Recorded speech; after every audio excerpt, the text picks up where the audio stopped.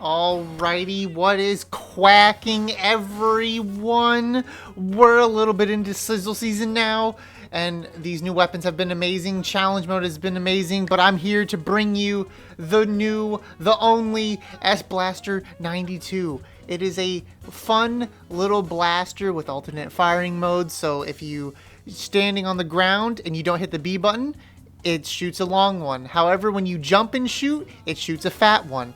A nice little thing that you can do with it that does require a little adjustment because of the alternate firing modes. If you shoot before you jump, you can jump shot a longer shot that you can normally only shoot on the ground. It only activates the expanded radius and the jump shot when you actually hit the jump button. Like if you hit B, no matter when you hit B, it'll shoot the short range one. So when you're like jumping up a wall, if you're like mashing B to jump up a wall really quick, your reticle will be the big reticle and you'll just be shooting the closer range huge shot instead of the long range shot. So if you're trying to like get a nice little sneak over the wall, make sure you get over the wall before and like shoot the trigger before you hit the jump button. But other than that, the alternate firing modes does make its playstyle a little weird. A lot of the gameplay that I was doing while playing with it, like I struggled to get some kills because I was like, oh damn, that's right, the alternate firing mode. Because sometimes I'm like, oh, I just need to, you know, get this shot, and I was struggling at first to get like the long range shot while jumping, so I would just keep getting the short range jump shots, and I'm just like, no, that's not what I want. So it was a little bit of a challenge to like adjust to that. However, this weapon is fantastic though.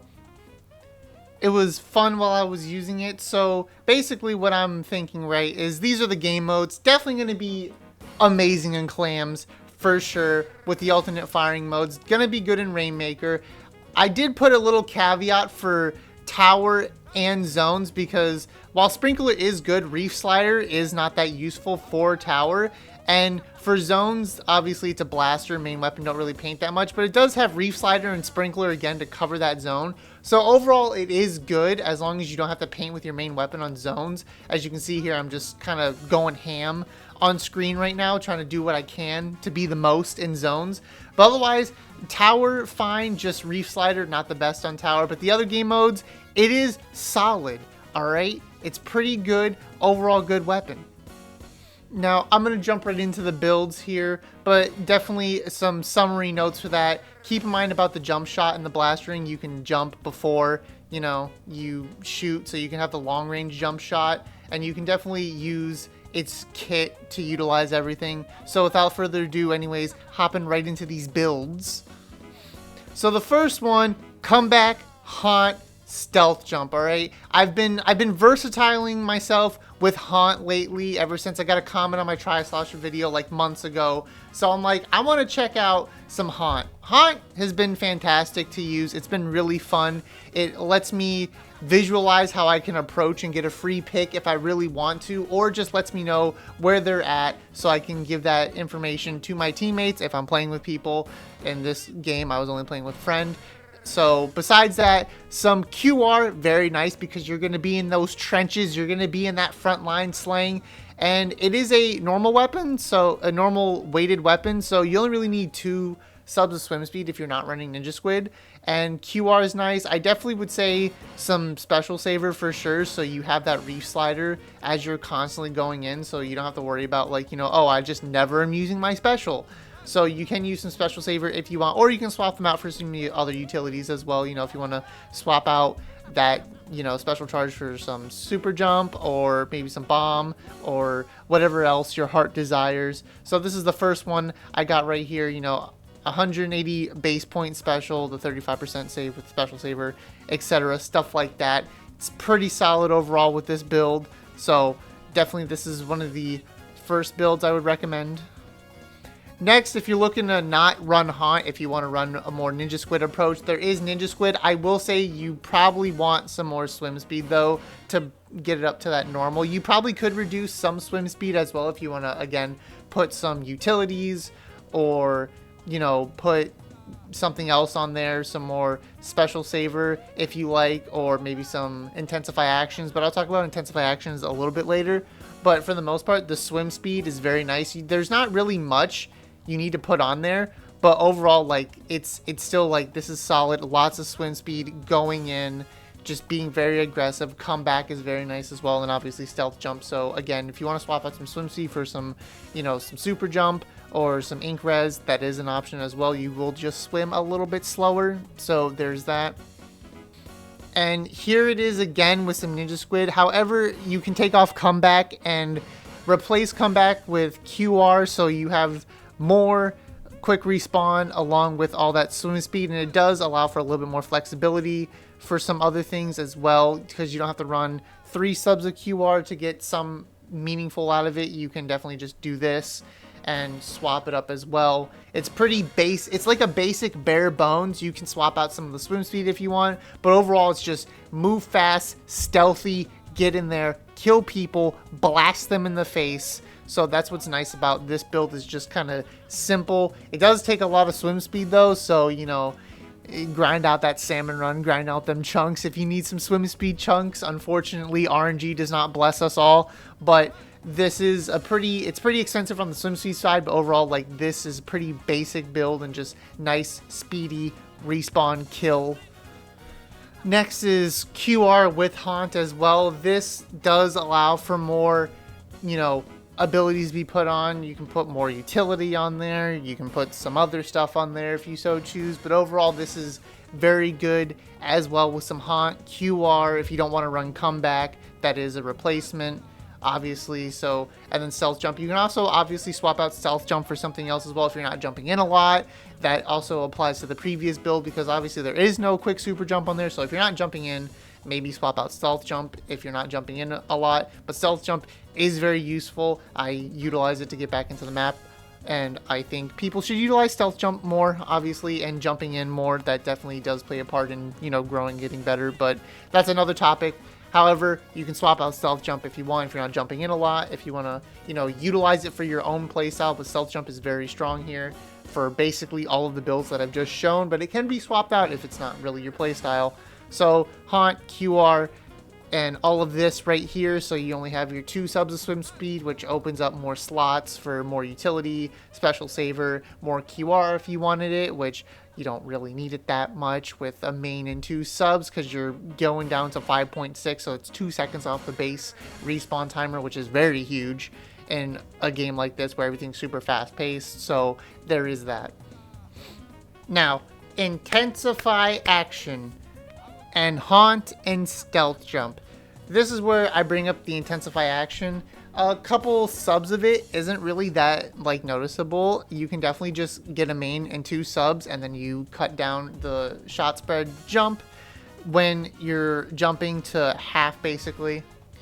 So intensify action, you can definitely run on this weapon.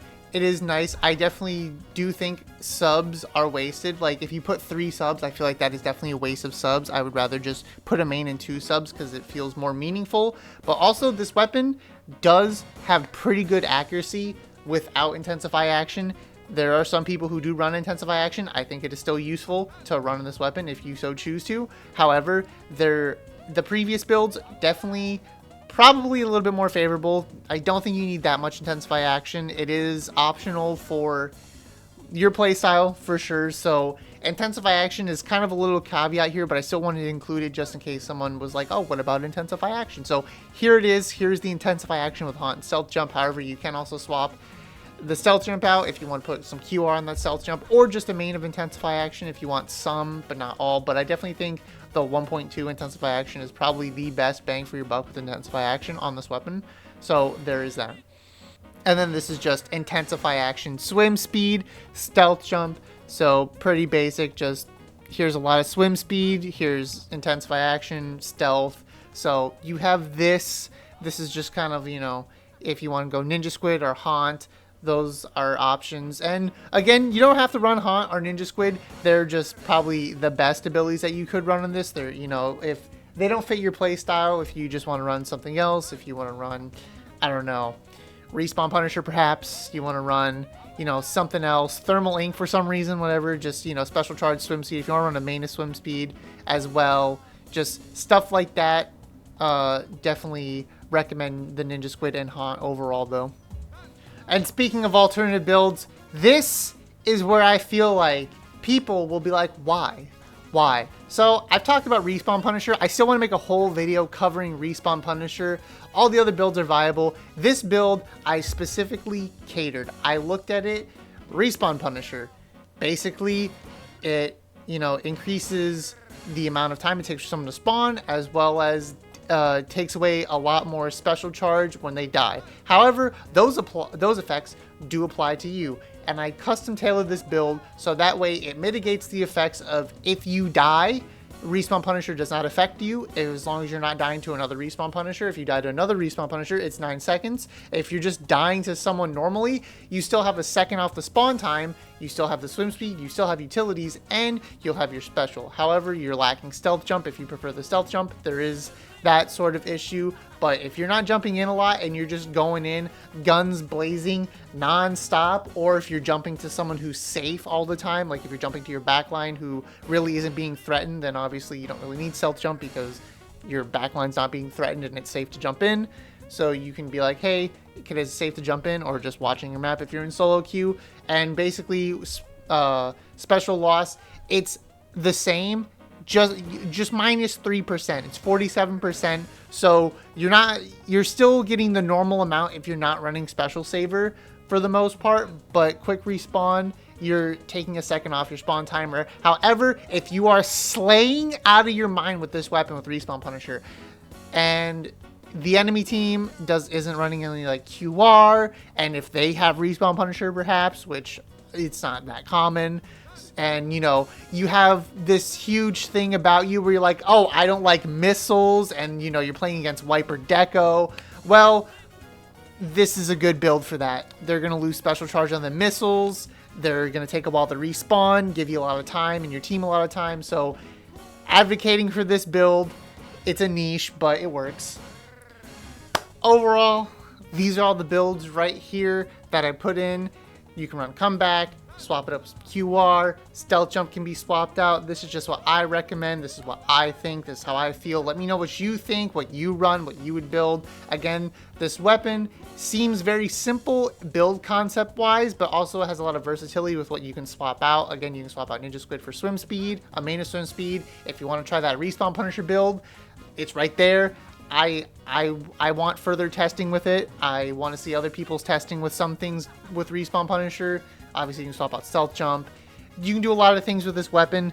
It definitely has some very good versatility, and it's just an absolute beast of a weapon, and it slays out, and it's just so good. This blaster's amazing.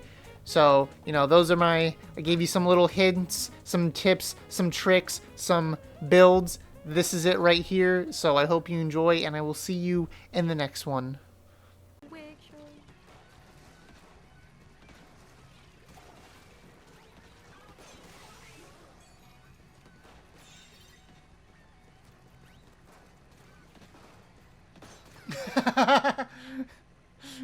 The slow motion, he like tried to turn around and was like, what?